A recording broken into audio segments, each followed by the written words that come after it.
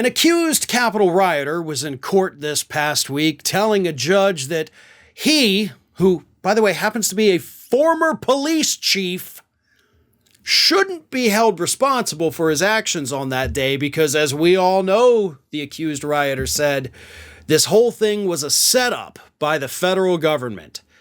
And during his hearing in front of that judge, he went into this long conspiracy-laden tirade saying that not only was the government responsible for the events of January 6th, right? They kind of goaded us into doing it.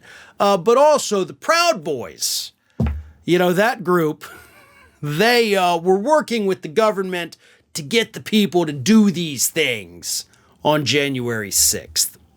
So let me read you a little bit of this. This is a report from Raw Story, originally reported, of course, by Scott McFarland of CBS News.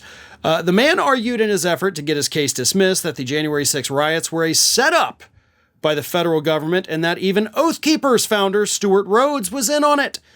Per McFarland, Hostetter said that Rhodes' conviction on seditious conspiracy charges and his subsequent 18-year prison sentence were all part of an elaborate ruse to conceal the Oath Keeper leader's role in ratting out his fellow Trump supporters to federal agents.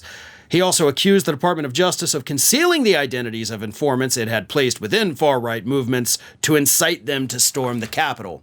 And I had said Proud Boys. It was the Oath Keepers. My bad. It's kind of hard to get all those extremist groups right. But Oath Keepers, not Proud Boys. But those are the things that this former police chief said in court to the judge. Like, Judge, I can't be responsible for this because the FBI put all of these people out there that were pulling the strings behind the scenes that made me do this.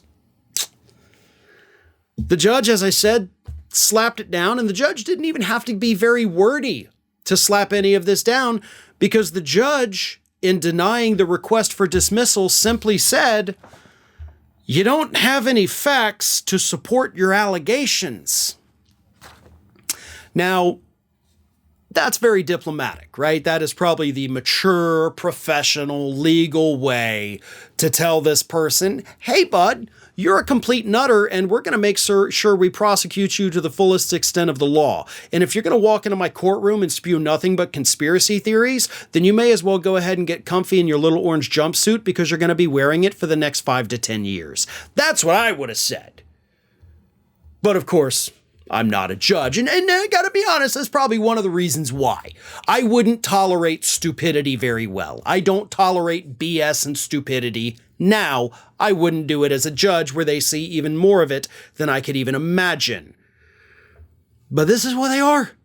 Like, these people who knowingly, willingly went to the Capitol that day, allegedly participated in the events of storming the Capitol, then have the audacity to go into court and say, like, hey, look, I mean, I did it, yeah, but it's because those guys convinced me to. What guys? Like, you can't even name anybody. Like, you're not even telling the judge, like, hey, Adam Smith, Jacobson, those guys, like, told me I should really, really do this, and I think they're FBI informants. Like, even that would have had, a bit of credibility. But you did this yourself. Like, you made the choice to go to the Capitol that day. Nobody forced you to do it. You're a former police officer, man, a former police chief. And you're coming into court with this nonsense. Now, again, the man has not been convicted. But I gotta tell you, based on what we saw so far in just that one little hearing, I'm pretty sure that this former police chief is going to be going to jail for quite some time.